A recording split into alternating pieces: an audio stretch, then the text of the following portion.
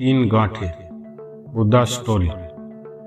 एक दिन भगवान बुद्ध अपनी सभा में पहुंचे तो उनके हाथ में एक रस्सी थी। बुद्ध ने आसन ग्रहण किया और बिना किसी से कुछ कहे हुए रस्सी में गांठें लगाने लगे। वहां उपस्थित सभी लोग यह देख सोच रहे थे कि अब बुद्ध आगे क्या करेंगे। अभी बुद्ध ने सभी से एक प्रश्न किया, मैंने इस रस्सी में 3 गांठें लगा दी हैं। अब मैं आपसे यह जानना चाहता हूँ कि क्या यह वही रस्सी है जो गांठें लगाने से पूर्व थी। एक शिष्य ने उत्तर में कहा, गुरुजी, इसका उत्तर देना थोड़ा कठिन है। यह वास्तव में हमारे देखने के तरीके पर निर्भर है।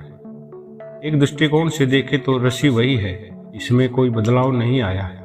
दूसरी तरह से देखें तो अब इसमें 3 गांठें लगी हुई है जो पहले नहीं थी, अतः इसमें बदला हुआ है कह सकते हैं।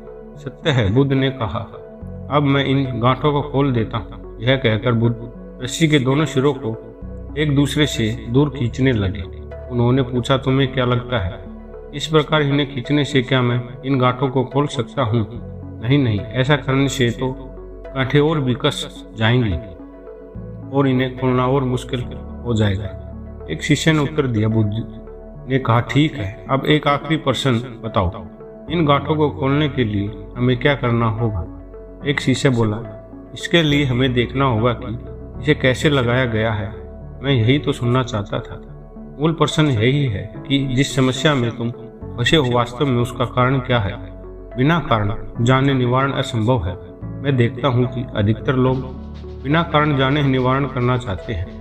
कोई मुझसे ये नहीं पूछता कि मुझे क्रोध क्यों आता है। लोग पूछते हैं कि मैं अपने क्रोध का अंत कैसे करूं। कोई यह प्रश्न नहीं करता कि मेरे अंदर अहंकार का बीज कहाँ से आया। लोग पूछते हैं कि मैं अपना अहंकार कैसे खत्म करूं। ये शिष्यों, जिस प्रकार रस्सी में गांठ लग जाने पर भी उसका बुनियादी रूप नहीं बदलता, उसी प्रकार मनुष्य में भी कुछ विकार आ जाने से उसके अंदर से अच्छाई के बीज खत्म नहीं होते।